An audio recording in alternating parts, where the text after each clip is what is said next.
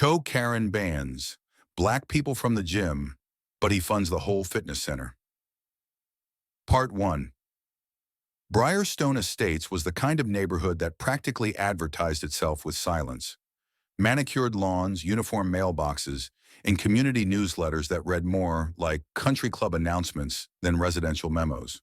Families jogged in the mornings with golden retrievers. Retirees waved from matching porch chairs. HOA rules were gospel, and order was prized above all else, which was exactly why Deshaun Carter had chosen it, for his peace. After 12 years in the Army and a decade building a wildly successful tech startup, all Deshaun wanted was quiet, a place to decompress, train in the mornings, read in the evenings, and spoil his nephew on weekends. He bought the corner lot, a modern, minimal home with wide doorways, solar panels, and just enough backyard for barbecues. People waved when he moved in. A few even brought banana bread and welcome baskets. The neighborhood seemed fine until he met Karen. Karen Delaney had been HOA president for 6 years. Blonde, always tightly pulled together, always walking like the sidewalks belonged to her. She had a way of smiling without showing warmth and speaking like everything she said had already been written into a bylaw. They first crossed paths outside the gym.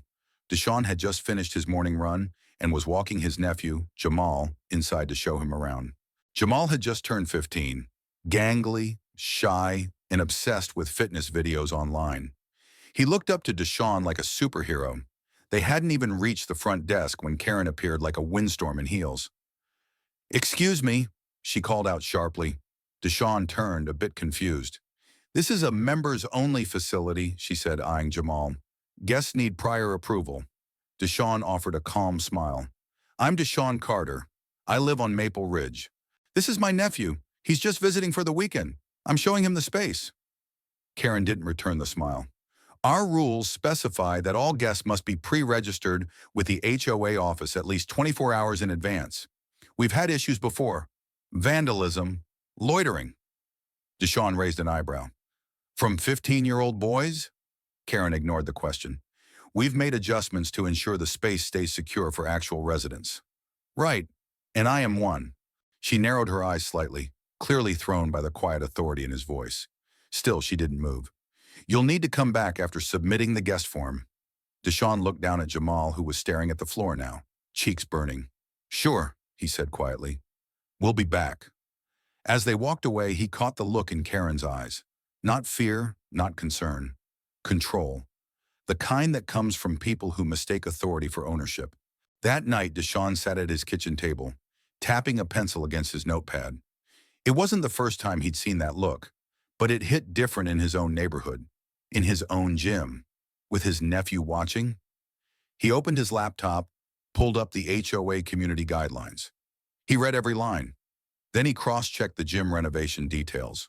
Ironically, he didn't have to dig far because he had funded the entire renovation. 2 years ago, before moving in, Deshaun had anonymously donated $200,000 to the HOA Community Improvement Fund, specifically earmarked for the gym upgrade. New machines, better flooring, expanded weights section, even a dedicated yoga space. He had done it through the Carter Wellness Foundation, the nonprofit he founded after his exit from the startup world, and he hadn't asked for recognition. But now he felt different. He emailed the HOA office with a simple request: a copy of the guest policy and gym entry camera footage for the past week. The next morning, he received an automated response. "Due to elevated security concerns, gym access is being temporarily reviewed. Please direct all inquiries to HOA President Karen Delaney." By the end of the week, the video of Karen confronting Deshaun and Jamal had been quietly leaked to a local Facebook group, and that's when everything changed. Part 2. The video started in the middle of Karen's sentence, which somehow made it worse. "We can't just let anyone use the gym. That's why we have rules," she snapped, pointing toward the door as Deshaun calmly stood his ground. His teenage nephew, visibly uncomfortable, stood behind him, silent. Deshaun's response was even, measured, and polite, but there was something undeniable in his tone. "I am a resident. My name's on the deed. And that young man is my nephew." The video ended with Karen muttering something under her breath, something about neighborhood image, Someone in the community Facebook group posted the video with the caption, "Anyone else tired of Karen treating our neighbors like trespassers?" It took off like wildfire. At first, it was just local residents commenting, some shocked, some defending Karen, but most deeply uncomfortable. Then the post got reshared to a larger community page. Then Reddit picked it up. By the end of the day, the video had over 50,000 views, and the comment section had turned into a full-blown reckoning. He handled that with more grace than I would have. She really said that out loud? In 2025? Someone needs to tell her who paid for that gym. Karen tried to play it off at first. She issued a lukewarm message through the HOA mailing list. "We understand there has been some confusion regarding gym access. We remind all residents that guest policies are in place for everyone's safety." But that only made it worse, because by then, Deshawn's name had been linked publicly to the Carter Wellness Foundation, and with it, receipts. One resident uploaded a screenshot from a past HOA newsletter from 2 years ago, under the headline, "Community Gets Major Boost from Anonymous Donation." Another neighbor shared a behind-the-scenes photo from the ribbon cutting of the gym remodel, Deshawn in the background, quiet, unnoticed. Suddenly, everyone knew. The man Karen had accused of being unauthorized was the one who funded the facility, and her attempt to hide behind rules began to crumble. At the next HOA meeting, the clubhouse was packed, standing room only. People who hadn't attended a meeting in years came. Some brought lawn chairs, others brought cameras. Deshawn arrived quietly and sat near the back. Karen walked in late. Her usual commanding posture faltered when she saw the sea of eyes on her, not with admiration, but scrutiny. The meeting opened with a pre-approved agenda. Nobody cared. "I motion to suspend the agenda," one resident called out. "We need to address what happened." Dozens of hands went up in agreement. Karen cleared her throat. "As president of this HOA, I must remind you, you don't speak for us," someone shouted. An older man in a Briarstone jogging jacket stood. "Deshawn Carter paid for the equipment my wife uses for her arthritis rehab, and you humiliated him. You humiliated us." Karen tried to speak, but the room rumbled. Deshawn stood, calm and collected, and everyone went quiet. "I didn't come here for an apology," he said, "and I didn't ask for this attention." He looked around the room. "But I think we need to ask ourselves something bigger. What kind of community are we building here? One where appearances and assumptions decide who's welcome, or one where respect leads the way?" Silence. Karen didn't just question me. She questioned whether someone like me belonged in a space I helped create. And that doesn't hurt just me. It sends a message to every kid watching, every neighbor listening. That inclusion is conditional. A woman near the front wiped a tear. Deshawn continued, "I don't want Karen fired. I want us better. That's why I'm starting a new initiative. Briarstone Strong, a program that opens gym access to youth mentorship, wellness support for seniors, and veteran outreach." He paused, letting the words settle. "No forms, no gatekeeping, just community." The room erupted. Applause. Standing ovation. People cheering. Karen sat frozen, eyes locked on the floor. Later that evening, as the HOA board gathered to debrief, she resigned quietly. No speech, no defense, just silence. And by the weekend, Briarstone's gym had new posters up. "This space was built by us. It's for all of us." With a small logo in the corner, Carter Wellness Foundation. It had been 3 weeks since the HOA meeting that changed everything, and Briarstone Estates was no longer the same place. The gym buzzed with new life, not just with the usual early morning joggers and yoga moms, but with high school kids working out after school, veterans leading stretch classes, and older residents trying resistance bands for the first time. Flyers hung in the clubhouse windows. Briarstone Strong, free classes, mentorship, and community wellness every week. Deshawn kept his name out of the spotlight. He insisted the flyers carry the program name, not his. He didn't want the praise. He wanted the purpose. Mia Chen, a local college student, had been hired to coordinate volunteer schedules. Coach Daniel, a retired firefighter, taught the senior fitness hour, and Jamal, Deshawn's nephew, had started helping other teens learn how to use the machines properly. One Friday afternoon, an elderly woman named Mrs. Ridgely came up to Deshawn after class, clutching her water bottle and beaming. "I haven't felt this strong in years," she said. Deshawn smiled. "That's the goal. To remind folks we've all still got something in the tank." But not everyone was smiling. Karen watched from a distance, figuratively and literally. She no longer attended HOA meetings, but she hadn't left Briarstone. She still walked the same loop around her block, but the neighbors who used to wave now barely looked her way. At the grocery store, people avoided eye contact. At church, her name had been quietly removed from the community committee. She told herself it would pass. People forget. Neighborhoods move on. But they didn't. And what stung the most wasn't the silence. It was seeing Deshawn become everything she used to be in that neighborhood. Visible, respected, trusted. So she started scheming. First, she quietly reached out to a few other residents, those who had never been comfortable with the attention the gym had gotten.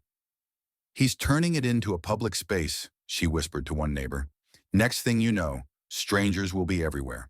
She tried framing it as a concern for safety, property values, overuse of resources. Some nodded. One or two even agreed, but most didn't bite. The climate had changed, and so had the people.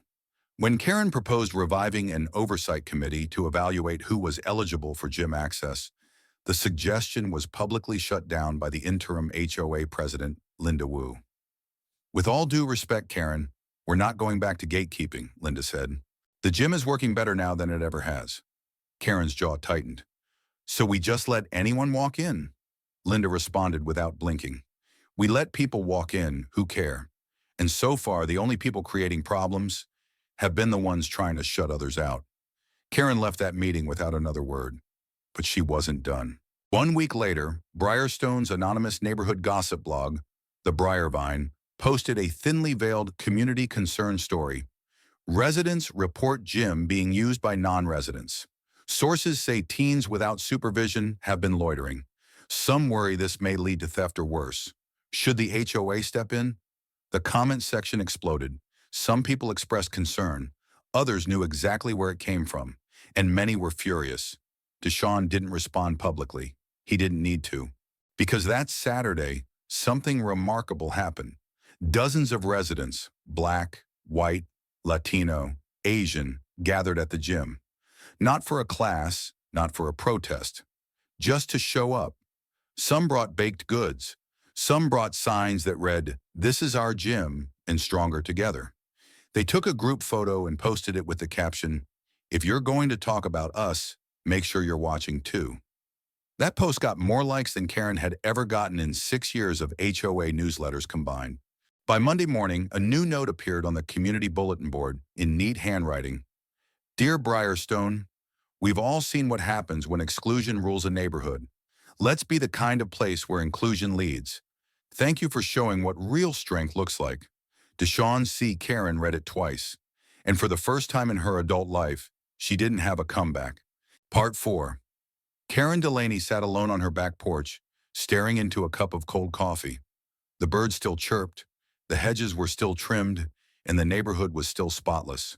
But it no longer felt like her kingdom. The silence that once brought her peace now felt like judgment. A mirror. Every step she took in Briarstone was followed by side glances, polite distance, or worse, indifference. She had become a ghost in her own neighborhood. At first, she tried convincing herself it wasn't her fault. She'd been protecting community standards, preserving order, but deep down she knew. She had crossed a line, not once, but repeatedly, and now that line had come back to draw itself around her. She didn't hate Deshawn Carter. In fact, she envied him. He walked into this place quietly with no demands, and somehow managed to do what she never could. Build a real community. People trusted him. They followed him without fear. They showed up for him without being asked. And when they looked at him, they saw hope. When they looked at her, they saw the past. One Wednesday morning, Karen showed up at the community center during volunteer hours. She wore jeans and a plain blue sweater. No clipboard, no perfume, no earrings. Just a bag of towels in her arms and eyes that finally understood what humility felt like. Mia Chen, the program coordinator, looked up in surprise. "Hi, can I help you?" Karen cleared her throat. "I brought clean towels. I saw there was a note last week that the gym needed some." Mia hesitated. "You want to volunteer?" Karen nodded. I just want to help. There was a long pause. Then Mia smiled softly. We start folding mats at 9 a.m. You're welcome to stay. That afternoon, Deshawn stopped by after his run. He saw her in the corner, folding towels next to two teenage boys who barely acknowledged her. She wasn't directing. She wasn't lecturing. She was just there. He didn't approach her. He simply nodded once in her direction. Karen saw him. She nodded back, just once, and kept folding. No words, no performance. Just the beginning of something different. Over the next few weeks, Karen came back, quietly.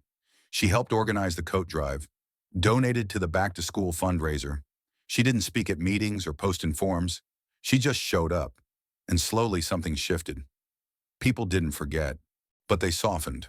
Because true change doesn't come from a speech. It comes from action. Deshawn continued to lead from behind the scenes. He never ran for HOA board, never demanded praise, but he became the person people turned to when things got hard. When a storm flooded part of the neighborhood, he organized cleanup crews. When a young resident lost their parent, he helped set up a scholarship fund. When someone was sick, he was often the one quietly leaving groceries on their porch. And Jamal? He grew into a confident, community-driven young man who now taught his own after-school fitness classes, under the banner of Briarstone Strong. One evening, the community threw a potluck in the park. Everyone came. No cliques, no agendas, just music, food, and stories. Karen arrived late. She brought a pie. Deshawn was manning the grill. She waited in line like everyone else. When she reached him, she offered the pie with both hands. For the table, she said. Thank you for giving this neighborhood a second chance. Deshawn looked at her, this time with the softness of someone who had nothing to prove. It wasn't just me, he said. It was everyone who chose better. Karen smiled. It didn't erase everything, but it was something real. That night, as the sun dipped over Briarstone Estates, laughter echoed across lawns. Neighbors danced. Kids ran barefoot. And the gym, once a symbol of division, stood proud, filled with life and light. And in the middle of it all, a man who never needed a title quietly built something far stronger than walls or fences. He built a community.